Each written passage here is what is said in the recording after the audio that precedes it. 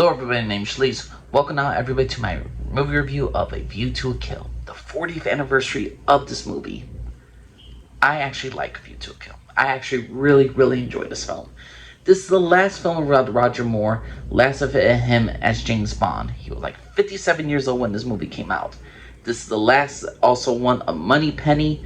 The actress name, I believe, was Lois Maxwell. This is her last appearance as Moneypenny as well. She was the original from the original Dr. No film with Sean Connery. This is her last film. She did a little My Fair Lady little skit right there, which is absolutely fantastic. This was her last film. The entire plot deals with Max Zorin. He is basically an experimented freak of nature by the Nazis and all this stuff, and was a former worked for the KGB for the Russians, and the thing is, though, he's played beautifully by Christopher Walken. What is his goal? To get rich. He's the same, when you really look at it, Christopher Walken's character has the same plot line as Goldfinger. Goldfinger wants to destroy Fort Knox so the gold supply of America will be extinguished, and so he could have raised his prices of gold 10 times over. That's what Christopher Walken's character wants to do, except instead of gold, it's microchips. He tried to destroy San Diego, California, more importantly, Silicon Valley. He wants to erase them, their technology, so his microchips will be the only one, and he could double the price and become extremely rich. That's the whole general scene of it. You know how Goldfinger literally killed someone after oh, you don't want to be a part of my plan? Okay, you could leave, and then Oddjob kills him. Max Zorin does that, except he literally has Mayday drop him off in a freaking blimp, and he falls from the sky. I love this movie. Locations, we got Paris, the beautiful horses, we got the fact is we get to see San Francisco for the first time, an American, a little bit more Americanized. This James Bond film is not Americanized, but they do a good representation of James Bond in America. Literally, he's on a freaking fire truck of all things. We got the Bond girl, I believe, I remember her from that 70s show, she played Midge, but the thing is, her actual name is Tanya Roberts. She plays Stacey Stunning, who sadly has passed as well.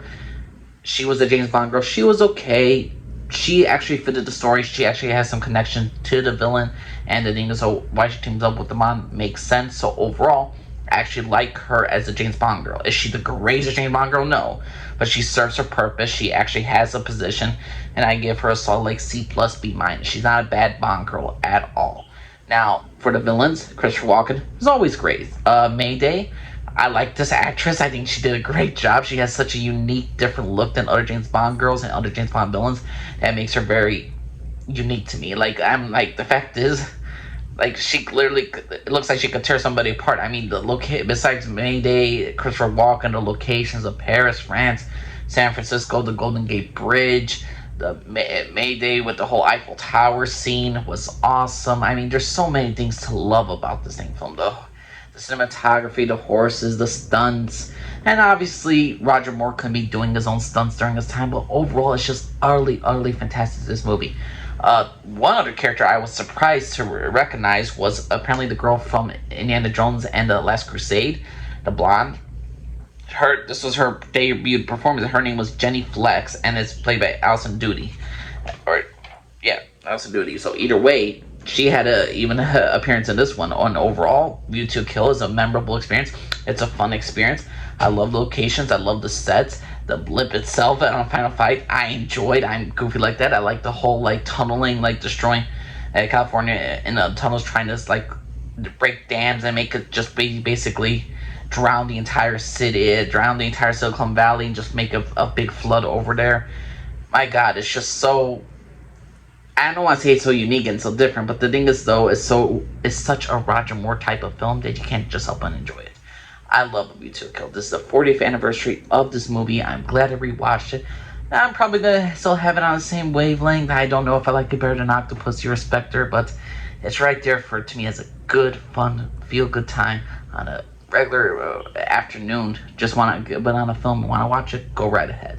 So what y'all think of A View to a Kill? You think it's a great film? You think it's a terrible film? You think it's a great James Bond film? You think it's a bad James Bond film? What y'all think of Roger Moore's last appearance as James Bond? Please know what y'all think. Thanks for listening. For everybody. Bye-bye.